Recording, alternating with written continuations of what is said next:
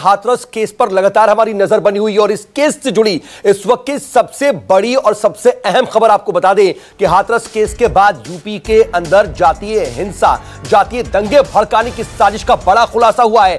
खुफिया इनपुट्स के आधार पर पुलिस ने यह दावा किया है कि घटना के बाद रातों रात एक वेबसाइट जिसका नाम था जस्टिस फॉर हाथरस ये बना दी गई और इसके जरिए मुख्यमंत्री योगी की छवि बिगाड़ने की भी कोशिश की गई। गलत बयान चलाए गए ताकि माहौल बिगड़े। जांच एजेंसियों के वेबसाइट की डिटेल्स और पुख्ता जानकारी उन्हें मिली है। अमेरिका में हुए दंगों की तर्ज पर ही इसके बारे में खबर यह है कि यूपी की घटना को लेकर देश भर में जातीय दंगे कराने की तैयारी थी। बता दें कि बहुसंख्यक समाज में फूट डालने के लिए मुस्लिम देशों और इस्लामिक कट्टरपंथी संगठनों से इसमें जमकर फंडिंग भी कराई गई। कहा यह जा रहा है कि सीएए हिंसा में शामिल उपद्रवियों और राष्ट्र विरोधी तत्वों ने योगी से बदला लेने के लिए यह वेबसाइट बनवाई और वेबसाइट में चेहरे पर मास्क लगाकर पुलिस और प्रशासनिक अधिकारियों को विरोध प्रदर्शन की आड़ में निशाना बनाने की भी रणनीति बताई गई और दंगों की स्थिति में बाकायदा बचने के भी तरीके इसमें बताए गए। तो देश भर में दंगे भड़काने की साजिश का बड़ा खुलासा हुआ है और खुफिया इनपुट्स में कई तरह की और जानकारी सामने आई है और वेबसाइट के तार एमनेस्टी इंटरनेशनल से जुड़े बताए जा रहे हैं। यूपी सरकार ने इसको लेकर के दावा किया है कि दरअसल इस पूरे मामले में योगी सरकार को बदनाम करने की कोशिश थी, लेकिन इस पूरे मामले में यूपी सरकार में मंत्री मोहसिन रजा ने भी विरोध प्रदर्शन की आड़ में दंगे कराने की साजिश रचने का आरोप लगाया है। उन्होंने कहा कि विपक्ष के पास कोई मुद्दा नहीं है, इसीलिए वो नफरत की राजनीति कर रहा है। और क्या कहा है मोहसिन रजा ने, वो आपको सुनवा देते हैं। केस में विपक्ष ने अपनी रोटियां सेकने के लिए जातीय दंगे कराने का प्रयास किया। साफ तौर पर जिस तरह से आज वेबसाइट सामने आ रहे हैं जिस पर भड़काऊ नारे, भड़काऊ जिस तरह की चीजें सामग्री डाली जा रही है, इससे साफ हो गया है कि बहुसंख्यकों में आपस में फूट डाल के ये अपनी राजनीति करना चाहते हैं। मकसद इनका यह है कि अगर प्रदेश में आग लगती है लग जाए, प्रदेश जलता है जल जाए, लेकिन इनकी अपनी राजनीतिक रोटियां सीखना चाहिए क्योंकि इनके पास कोई विकास का मुद्दा नहीं है। इन्होंने कभी प्रदेश में विकास नहीं किया है। नफरत की राजनीति करके आज भी कोई संवेदना नहीं है।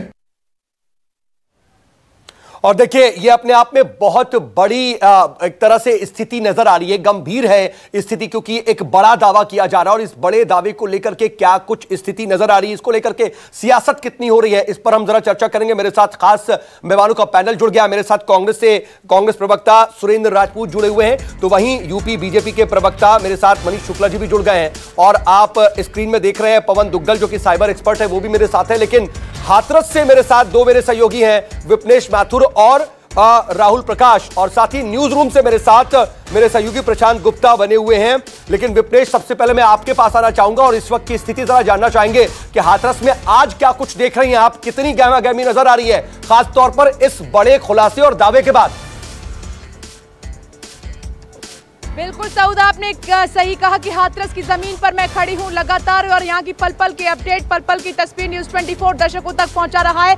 लेकिन यहाँ पर मैं बात करूं, ये देखिए मुख्य ये एंट्री गेट है, यहाँ पर पल पल का घटनाक्रम बदल रहा है क्योंकि सुबह बिल्कुल शांत था, लेकिन ये पुलिस फोर्स आप देख रहे हैं, तमाम अधिकारियों की तैनाती और पूरी तैयारी आप हेलमेट डंडे के साथ, क्योंकि यहाँ पर आम आदमी पार्टी के नेता संजय सिंह यहाँ पर आने वाले हैं, सांसद पहुंचने वाले हैं और यहाँ पर आम आदमी पार्टी के तमाम कार्यकर्ता जुटने भी लगे हैं। पुलिस की पूरी कोशिश रहेगी। ये जो बैरिकेडिंग आप देख रहे हैं ये कल यहाँ पर नहीं थी। आरएलडी के तमाम कार्यकर्ता वहां तक पहुंच चुके थे, समाजवादी पार्टी के कार्यकर्ता भी वहां तक पहुंचे थे, लेकिन आज पुलिस फोर्स पूरी तरीके से तैनाती कर दी गई है। पूरा घेरा बना लिया गया है ताकि जो आम आदमी पार्टी के कार्यकर्ता है उनको ठीक इसके बाहर ही रोका जा सके। लॉ एंड ऑर्डर की जिम्मेदारी है, किसी भी तरीके की कोई चूक ना हो, ये व्यवस्था बनी रहे, इसीलिए यहाँ पर ये पूरी तैयारी की गई है। आप देख सकते हैं कि संख्या फोर्स की ज्यादा बढ़ा दी गई है।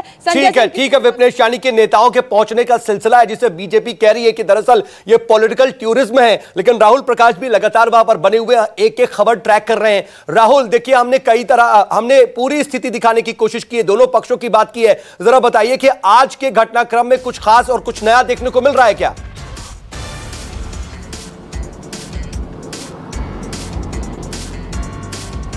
देखिए, इन्वेस्टिगेशन का जो मोड है ना वो अब पक्ष की तरफ से जो आरोपी पक्ष है उनकी तरफ भी है। अब जो जांच का दायरा है एसआईटी का, वो अब आरोपी पक्ष के परिवार से पूछताछ कर चुकी है।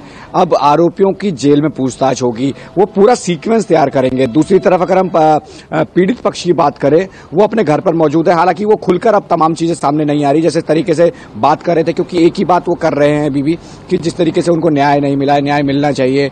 संतुष्टि तब होगी जब उन्हें जवाब मिलेगा। लगातार एसआईटी की टीम जांच कर रही है, 7 दिन में रिपोर्ट सबमिट करनी है। सीबीआई का दखल है, सीबीआई अगर आएगी, सीबीआई अपने तरीके से हैंडओवर लेगी, तमाम चीजों का सीक्वेंस तैयार करेगी, वो चीज करेगी। फिलहाल अगर गहमा गहमी की अगर हम बात करें तो अब जो मूवमेंट है वो डेलीगेशन के साथ जो पॉलिटिकल मूवमेंट है, पॉलिटिकल टूरिज्म जो है वो ज्यादा है। और अब जो नेताओं का, तमाम लोगों का मिलना जुलना वो है। तो वहां पर जो भी हलचल होगी, अगर कोई भी जानकारी आएगी तो मैं आपके पास वापस लौटूंगा। लेकिन जरा एक बार न्यूज रूम का रुख कर लेता हूं, क्योंकि वहां पर प्रशांत गुप्ता मेरे साथ मेरे सहयोगी बने हुए और बड़ी खबर पर बने हैं कि एक वेबसाइट के जरिए कैसे जातीय दंगों को और हिंसा को भड़काने की कोशिश हुई है। इस वेबसाइट में खुलासा हुआ है, दावे किए जा रहे हैं। तो इस वेबसाइट में क्या है, क्या ऐसी चीजें हैं जो इस ओर सीधे तौर पर इशारा कर रही हैं? जरा हम प्रशांत से ही जानते हैं। प्रशांत, जरा दर्शकों को दिखाइए कि क्या है इस वेबसाइट में ऐसा संदिग्ध जो अपने आप में बहुत ज्यादा गंभीर है। जी बिल्कुल, देखिए अगर आप इस वेबसाइट को जो हम लगातार अपने स्क्रीन पे भी दिखा रहे हैं, ये जस्टिस फॉर हाथरस के नाम से ये वेबसाइट बनाई गई। और इस वेबसाइट में justice for Hathras victim website बनाई गई, जो कि अभी ब्लॉक कर दी गई है वेबसाइट। लेकिन इस वेबसाइट के कुछ स्क्रीनशॉट्स हमारे पास में हैं। अगर आप इस स्क्रीनशॉट को देखेंगे तो इसमें साफ तौर पे लिखा हुआ है कि हाथरस की जो रेप विक्टिम, उसके लिए उसको जस्टिस दिलाने के लिए वेबसाइट बनाई गई है। इसमें फंड रेज करने की बात भी कही गई है, जिसमें लिखा हुआ है कि विक्टिम फैमिली के लिए फंड्स अगर आप देना चाहें तो वो भी दे सकते हैं। लेकिन यहां तक सारी चीजें ठीक है, यहां तक कुछ भी गलत नजर नहीं आता है। लेकिन अगर हम इसके बाद अगर हम आगे जाते हैं तो अगर आप देखेंगे इसके बाद अगर हम आगे जाएं तो यहां पर कहा गया है कि प्रोटेस्ट की डेट्स फाइनल की गई हैं, जिसमें कहा गया है कि प्रोटेस्ट कब कब किए जाएंगे और किस किस डेट में किए जाएंगे। अब मैं आपको अपने स्क्रीन पे ये दिखाने की कोशिश करूंगा। अगर आप देखेंगे कि दिल्ली में 3 अक्टूबर को जंतर मंतर पे 11 बजे, 4 अक्टूबर को इंडिया गेट में ऑर्गेनाइज बाई स्त्री मुक्ति लीग, ये लीग नाम जो आया है उसको लेके सरकार को आपत्ति है। इसके अलावा कोलकाता में 3 अक्टूबर को अंबेडकर भवन पार्क सर्कस पे, इसके अलावा ऑर्गेनाइजर है इसमें बंद मुक्ति committee and Bhim army. Bhim army के संस्थापक जो हैं चंद्रशेखर, वो आए थे इंडिया गेट पर, जो हम लोगों ने तस्वीरें भी दिखाई थी। लेकिन इसके बाद अगर आप देखेंगे तो ये सिर्फ ठीक है प्रशांत, तो ये तमाम चीजें हैं जो वेबसाइट में क्या कुछ है वो हम आपको बता रहे थे। नमस्कार, मैं हूं मानक गुप्ता।